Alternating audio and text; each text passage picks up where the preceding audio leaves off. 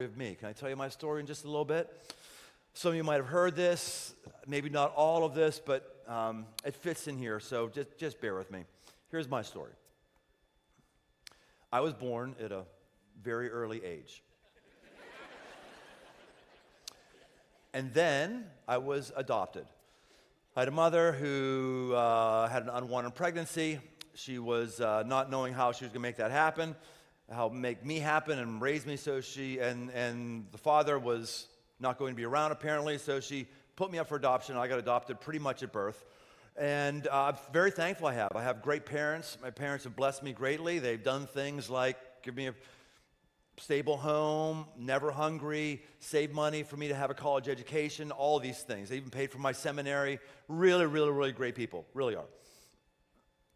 And I dealt with the orphaned heart in a significant way growing up. I think because like Buddy looked at Papa Elf, and as good as he was, he knew you're not my dad. And as good as my dad may have been, I was reminded all the time, you're not my dad because you're not like me. I'm taller, my dad's shorter. My dad has a huge head, I've got a small head. He has a huge head because he has a huge smart brain. I have a small head because I have a small brain that isn't very smart sometimes. My dad went to Ivy League schools and got valedictorian, and is a nuclear scientist, actually troubleshoots nuclear reactors. And then there's me, who takes 7 years to get a 4-year degree and takes accounting 3 times. 4th grade. One of my more traumatic memories, we're learning how to do long division, and I'm not getting it. It's not coming natural to me. My dad's trying to coach me, and we're at the kitchen table, and he's looking over my shoulder trying to explain it, and I'm getting it wrong again, and he takes his pencil. I can remember as clear as day. It said Westinghouse on it, and he takes it, and it's where he worked. He jams his pencil into the paper and says, "Why can't you get this?" And the pencil breaks. I can see the tip break off, and I just start weeping. I can remember tears falling off my face, hitting the thing while I saw that broken tip of the number 2 pencil. Because who am I? I am not my dad. He is not me. I am very alone. No one understands me. This would be reinforced throughout my life different ways, and stupid ways. I did stupid things. So like as a 15-year-old, I've always liked tobacco in all forms. And when I was 15, it was awesome that you could go into any store and buy anything you want. God bless America. You come out with cigars, chew, whatever you want. It was wonderful. So I thought I should get my dad I think it was Father's Day, I should get him a big cigar. That'd be awesome. It's a stupid idea, a dumb idea. I never saw my dad have any tobacco ever. Never his whole life. In my heart, my juvenile heart, I thought, yeah, but my dad will see that I love him. He'll see this will be great. He'll appreciate. Maybe no one's ever given him a big, nice cigar. It was a nice cigar. It was pretty cheap. It was big. Gave it to him, and there he put it on his bureau, and I saw it day after day, week after week, month after month, year after year, not get used, get drier and drier. And every time I saw that, I was reminded, my dad's not like me. My dad doesn't get me. My life would be so much better and so much more fulfilling if I actually knew my biological father, because then things would make sense and all that stuff. That's basically Buddy's story. So I would always try to find my parents, but eventually I couldn't do it, just gave up, and I just kind of lost interest eventually. A woman here at Crossroads, Susan Levy, contacted me and said, "Hey, I kind of do this. I'd just like to take your case on. Just tell me what you want. Tell me what you know, and I'm going to go see if I can find your dad." I was like, oh, "Okay, fine. You want to do that? Fine, no problem." She comes back and she says, "Hey, I think I found your birth mother." And I get together with my birth mom, and it was really amazing. She was a believer. She was a Christian. She'd been praying for me every day. And my wife always said, you know, someone has to be praying for you every day, because it doesn't make sense for you to be as blessed as you are. Perhaps my birth mother. And question number 1 for her was, tell me about my father. I don't know if this is the way it is like this for women. I'm not a woman.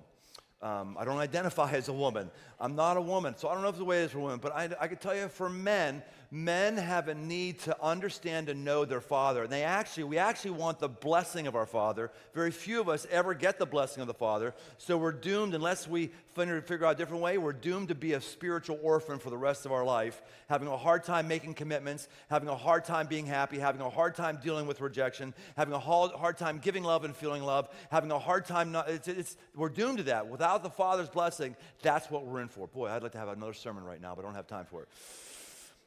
So that was really what I was looking for. I don't know anything about you. I don't know anything about where he is. Sorry. Okay.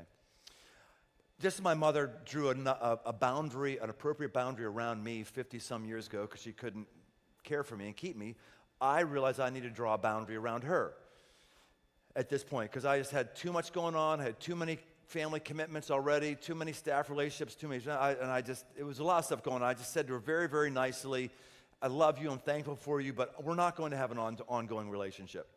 And she had a hard time accepting that, understandably. And she kept trying to open the door, spend time with me. And finally, I just ended up ignoring phone calls. She left me a voicemail once. She said, Brian, good news. I just talked to your father. I'm going all right, she's just saying this. She said she had no idea. She kept me. I'm not going to call her back. I'm not falling for this. Sometime later, I'm driving on my summer break down to where we're going to spend time at North Lake in Tennessee. And phone rings. I answer, hello? And guy says, hi, Brian. Susan tells me that I may be your father.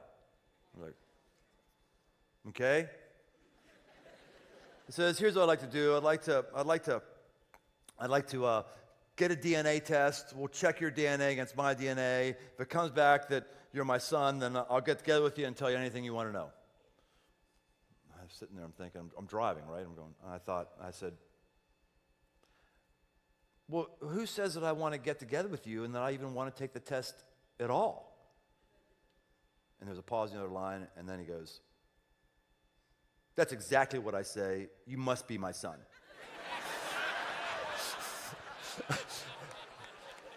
He said, that's exactly what I would say. You must be my son. I was like, oh my gosh, someone understands me? Someone gets me? Oh my word, woo. He says, hey, how about if I come out and visit you for the weekend? And I said, no, I've already been to that train one time. That's too big of a commitment. Maybe at some point let's hold on, let's talk on the phone, but I'll get together with you sometime in the future. Let's have a beer or something like that. I said, okay, fine. So he lives in California. I went out to California for a conference. I stopped and I said, hey, I'm going to be here in the state. You want to get together for a beer? He said, sure, great. So we go out, we come together, and we have a beer together. The first time I've had a beer with a father figure. My dad doesn't drink at all, but my birth father. So I'm thinking oh my gosh, this is amazing. Understands my directness. He's just as direct as me. I'll have you. And then everything went downhill from there. Everything went downhill. He starts telling me that I've got two half sisters. He's got two daughters who he says, quote unquote, live back east somewhere. Doesn't know where they live. Doesn't know where they are. He divorced their mom because she went into menopause, and he said, quote unquote, I just couldn't handle that crap. So he divorced his wife because she went into menopause. Too tough for him. Had another wife, divorced her. He said, now I'm on my third. She's a Filipino in her 30s, and he said she can't keep up with me. And he's just kind of going on this stuff, and I'm like, okay, I think I've had enough. I think I'm good. I think I'm done. So we end. Everything is nice, and I start having this crisis. My gosh, my dad, who's got this big head, and he's hyper smart, and he doesn't like my vices at all. I'm not like him. And this guy over here, he doesn't even talk to his daughters. Doesn't even know where they live. I like my daughters. They actually like me. We laugh together. My son and I, we hang out just to have fun. How does he not do that? Oh my gosh, he's on his third wife. I'm a one-woman kind of man. One woman, build one woman, plan to be one. I'm a one-woman kind of man. Who am I? I'm looking at this stuff, and it was really a crisis. And then as I was processing it, because I always thought if I saw somebody who's my DNA, kind of like what Buddy thinks if he sees James Caan, everything's gonna make sense. I kept thinking everything makes sense, and it wasn't. It was more confusing. I kept asking myself, now who am I? So praying about this, the next morning I get up and pray about it, and God says to me, I sense God say, Brian, you're my son. You're my son. You're not his son, you're his son. And I get you. And I get you.